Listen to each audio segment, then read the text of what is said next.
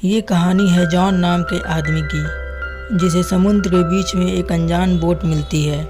अब जब वो उसके अंदर जाता है तो उसके साथ क्या क्या चीज़ें होती हैं। कहानी शुरू होती है हमारे हीरो जॉन से, जो अपनी छोटी सी बोट लेकर निकल चुका है फिशिंग करने के लिए। लेकिन थोड़ी दूर चलने पर उसे अपनी तरफ फाग आते हुए दिखता है और सामने से बिल्कुल अंधेरा हो चुका है। उसी अंधेरे में ही थोड़ी दूर आगे बढ़ता है और तब उसे एक बड़ी सी बोट दिखाई देती है। वो उसके पास जाता है और उसके मालिक को बुलाने की कोशिश करता है। उसे लगता है शायद कोई यहाँ फंस गया हो, लेकिन उसे कोई आवाज़ नहीं आती। मतलब ये बोट लावारिस है। वो पहले तो अपनी छोटी सी बोट को बांधता है और फिर बड़ी वाली बोट पर चढ़ जाता है। अंदर जाने पर बोट बिल्कुल नॉर्मल लग रही थी। वहाँ जो खाना रखा हुआ था वो भी फ्रेश था। मतलब कि इसे ज़्यादा टाइम नहीं हुआ यहाँ पर खड़े हुए। जॉन बोट स्टार्ट करने की कोशिश करता है, लेकिन वो स्टार्ट नहीं होती। जिसके बाद वो दूरबीन से आसपास देखता है कि शायद इसका मालिक कहीं आसपास हो और उसे दिख जाए, पर दूर दूर तक कोई भी नहीं था। वो रेडियो पर भी कंट्रोल रूम में मैसेज भेजता है, एक अबेंडन बोट यहाँ फंसी हुई है, अगर कोई मुझे सुन रहा है तो प्लीज़ जवाब दे।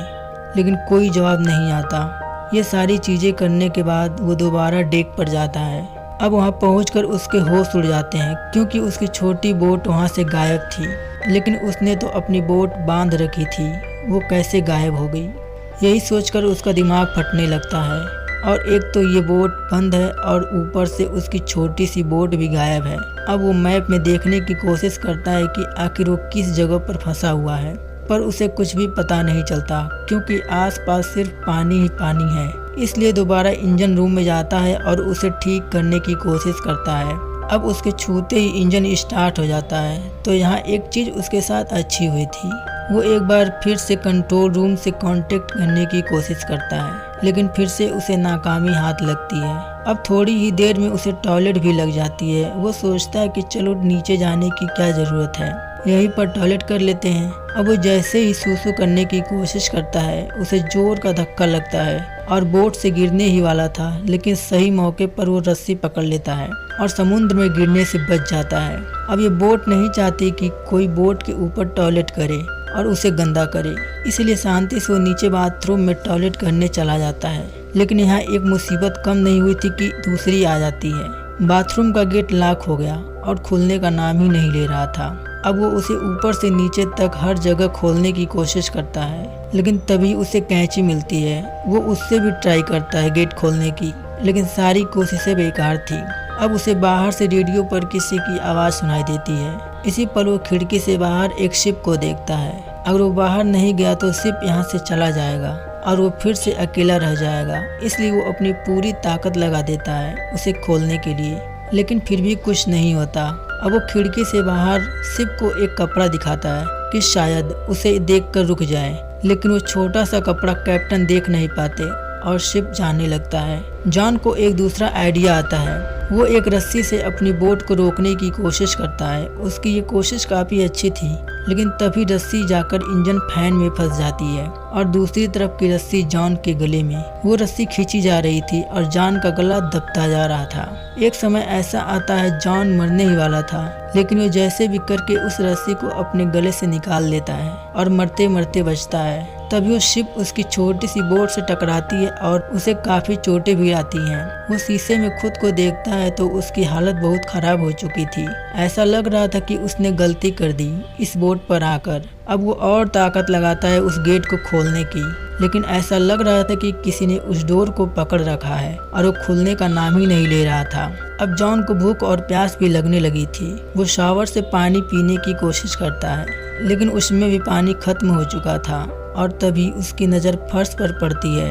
अब बोट में टक्कर की वजह से छेद हो गया था और पानी भरने लग गया था।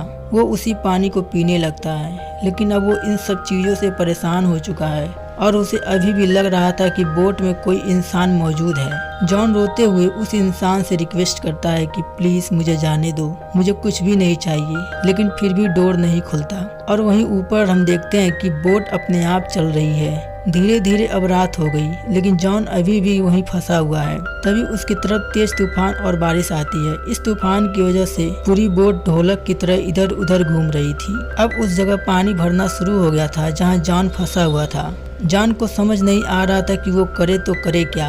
अब वो बस चुपचाप वहीं बैठ जाता है और जब उसकी आंख खुलती है तो तूफान शांत हो चुका था, लेकिन जॉन बैठे बैठे अकड़ चुका था। उसकी उंगलियां भी अकड़ गई थी। वहीं बोट में कंधे तक पानी भर चुका था। वो बड़ी मुश्किल से खड़ा होता है और एक बार फिर कोशिश करता है कि शायद इस बार गेट खुल जाए। इस बार वो पानी के नीचे जाता है और देखता है कि गेट तो पहले से खुला है, किसी ने गेट को खोल दिया था। अब वो जोर का धक्का देकर उसे तोड़कर बाहर आता है। वो सबसे पहले तो भागते हुए डेक पर जाता है और खुली हवा में सांस लेता है। उसे समझ नहीं आ रहा था कि एक्चुअल में इस बोट पर क्या हो रहा है। ऐसा लग रहा था इस बोट को किसी आत्मा ने अपने वश में कर लिया है और इसे चला रही है। अब उसे यहाँ से कैसे भी करके निकलना है। तो उसे एक आइडिया आता है। वो कुछ एयरबैग्स निकालता है और नीचे से वही बाथरूम का फ्लोर वाला जो डोर होता है वो लाता है। फिर उन दोनों की मदद से वो बोट बनाता है जिससे कि यहाँ से निकल सके।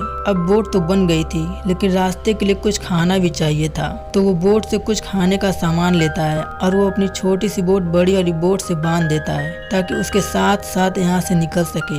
लेकिन जैसे ही वो उस राफ्ट पर बैठता है, वो बड़ी वाली बोट वहीं खड़ी हो जाती है। वो वहाँ से हिलने का नाम ही नहीं ले रही थी। ऐसा लग रहा था कि वो बोट नहीं चाहती कि जॉन यहाँ से जाए। वो कई घंटे तक उसी राफ्ट पर बैठा रहता है कि बोट अब चलेगी, लेकिन वो चलती नहीं है। और जॉन को भी समझ आ जाता है कि उसे इस बोट से निकलना होगा, इसलिए वो वापस बड़ी वाली बोट पर आ जाता है और सबसे पहले तो भरे हुए पानी को बाहर निकालता है। लेकिन इसमें बहुत टाइम लगेगा, इसलिए वो मोटर को भी ठीक करता है जिससे तेजी से पानी निकल रहा था।